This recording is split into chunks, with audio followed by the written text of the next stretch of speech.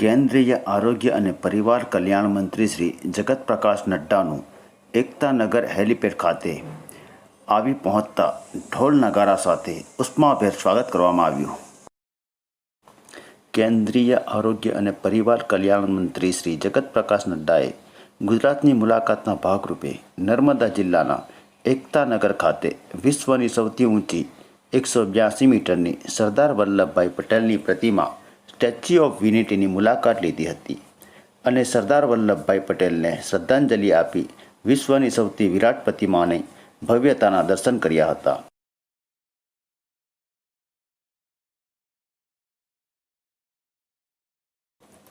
મંત્રી શ્રી નડ્ડાએ પ્રધાનમંત્રી શ્રી નરેન્દ્રભાઈ મોદીના સ્વપ્નથી નિર્માણ પામેલી એક ભારત શ્રેષ્ઠ ભારતની ભાવનાથી સાકાર થયેલું સ્ટેચ્યુ ઓફ યુનિટી અને આસપાસના પર્યટન પ્રકલ્પોના વ્યવસ્થાપન, પ્રવાસીઓ અને સ્થાનિકો માટેની સુવિધા અંગેની જાત માહિતી મેળવી હતી.